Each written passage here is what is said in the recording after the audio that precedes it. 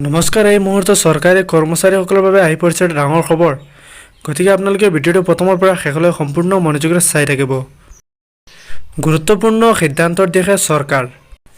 কেন্দ্ৰীয় চৰকাৰৰ কৰ্মচাৰীসকলৰ বাবে ডাঙৰ খবৰ, কিয়নো মোদী চৰকাৰে ফিটমেণ্ট ফেক্টৰত চিল মোহৰ লগাব পাৰে।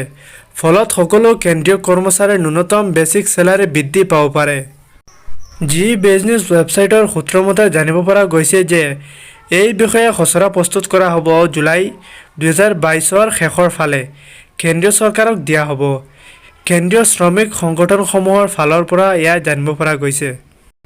যদি কেন্দ্ৰীয় চৰকাৰৰ ফালৰ পৰা সেউজ সংকেত পোৱা যায়, বেচিক চেলাৰীত ফিটমেণ্ট ফেক্টৰ বাঢ়িব পাৰে।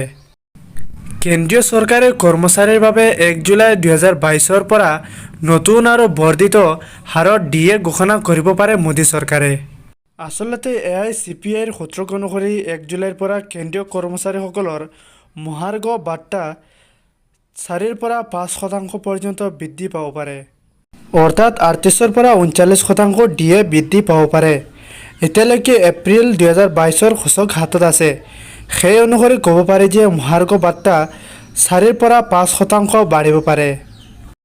মে-জুন 2022ৰ সূচক হাতত পৰাৰ পিছত কেন্দ্ৰীয় চৰকাৰী কৰ্মচাৰীৰ ডিএ বৃদ্ধি হ'ব পাৰে। ইয়াৰ মাজতে যদি ফিটমেণ্ট ফেক্টৰক লৈ কোনো সিদ্ধান্ত হয়, তেতিয়া লাখ লাখ কৰ্মচাৰীৰ পেঞ্চনভোগীৰ বেতন আৰু পেঞ্চন বাঢ়িব পাৰে। সপ্তম দৰমহা আয়োগৰ পৰামৰ্শ মতে কেন্দ্ৰীয় চৰকাৰী কৰ্মচাৰীসকলৰ ফিটমেণ্ট ফেক্টৰ নিৰ্ধাৰিত হয়। যদি ফিটমেণ্ট ফেক্টৰ বাঢ়ে তেন্তে কেন্দ্ৰীয় কৰ্মচাৰীৰ ন্যূনতম বেচিক চেলাৰী বাঢ়িব। বৰ্তমান ফিটমেণ্ট ফেক্টৰ 2.57%। এই হিচাপত ন্যূনতম বেচিক চেলাৰী 18,000 টকা, সৰ্বাধিক বেচিক চেলাৰী 56,900 টকা। ভিউৱাৰ্ছসকল, আজিৰ কাৰণে ইমানেই। ভিডিঅ'টো ভাল লাগিলে এটা লাইক কৰি দিব আৰু যদি আপোনালোকে এইটো চেনেল নতুনকৈ আহিছে তেন্তে চেনেলটো ছাবস্ক্ৰাইব কৰি ৰাখিব। ধন্যবাদ।